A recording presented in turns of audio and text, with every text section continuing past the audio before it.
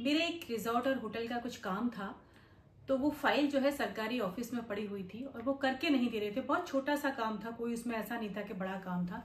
मेरा स्टाफ कई बार चला गया लेकिन वो करके ही ना दें। बोले मैडम पैसे मांग रहे हैं वो। तो मैं गई उनके पास, उनसे बात की तो उनके ऑफिस में घुसी तो मैंने देखा कि उन्होंने सांवलिया सेठ की फोटो लगा रखी है अपने ऑफिस में। मैंने उनसे पूछा कि मैंने कहा हमारा काम छोटा सा है, आप क्यों नहीं कर रहे हैं? मैडम हर काम देखिए, हमारा जो पार्टनर है ना वो है हमारा सांवलिया सेठ। आप तो जानते होंगे सांवलिया सेठ के बारे में। हमने उनको अपने बिजनेस का, अपने हर चीज का पार्टनर बनाया हुआ है। अब वो पार्टनर क्या होता है ये आप कहीं पे भी सर्च कर लेना, आपको मिल जाएगा। सांवलिया सेठ जो है भगवान कृष्ण का मंदिर है, लेकिन वहां भगवान कृष्ण को सेठ के नाम से जाना जाता है। सेठ मतलब कि आप कोई भी काम कर रहे हैं तो आपने उनको पार्टनर बना लिया और आपका जो भी है उस कुछ परसेंट आप उनको देंगे।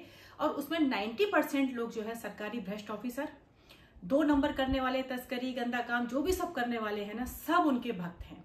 और उन्होंने अपनी बाकायदा डीड बना रखी है कि हमारी जो भी आमदनी होगी 20% हम इस मंदिर को देंगे। और इतना पैसा आता है कि आपके पास तो गिनने के लिए पैसे नहीं होंगे, वो मशीनें लगी हुई हैं।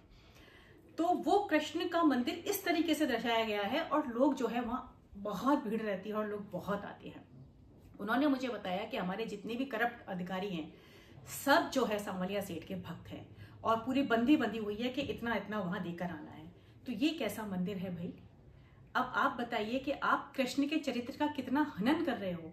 कृष्ण का तो ऐसा चरित्र का हनन किया है इन लोगों ने, हमेशा उसको चोर ही दिखाया है। कभी माखन चोर, कभी लड़की चोर, कभी रण चोर, कभी मणि चोर, मतलब चोर के रूप में ही प्रदर्शित किया है। उनके कर्म योग को तो कभी नहीं दिखाना चाहते ये लोग पाखंडी, हमेशा उनको ऐसे ही किया है।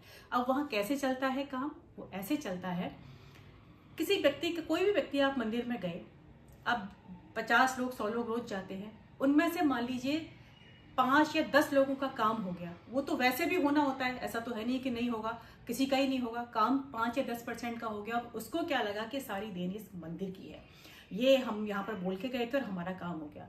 अब जो वो 10 लोग हैं ना, वो इतना प्रचार करेंगे, अरे तेरा काम नहीं चल रहा, ऐसा काम करना है ना, तू वहां जा, उनको पार्टनर बना। ऐसे कर करके उस मंदिर को आज वहां पहुंचा दिया है। और उस मंदिर की जो है पहचान ही यही है कि वो सेठ के नाम से वहां, और कृष्ण भगवान नहीं बोलते उनको, सांवलिया सेठ बोलते हैं कि ये सेठ है, ऐसे देने वाला है। तो आप ये क्या सिखा रहे हो लोगों को भाई? मंदिर हमारे भ्रष्टाचार तो वहीं से सीख के आ रहे हो सारे लोग, और आप कहोगे जब भगवान ही ले रहा है तो हम क्यों नहीं लेंगे भाई? तो ये तो आप भ्रष्टाचार सिखा रहे हो अपने सनातन। ये सनातन का पहचान है, ये मूर्त है सनातन की।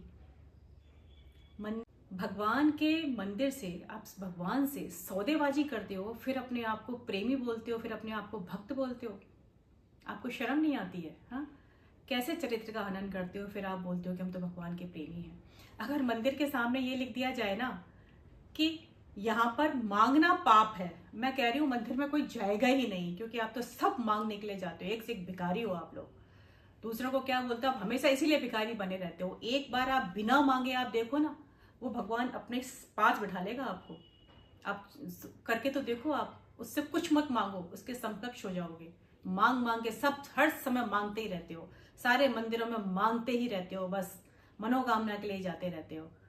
और फिर भगवान से सौदेबाजी करके फिर अपने आप को भगवान का परम भक्त कहते हो।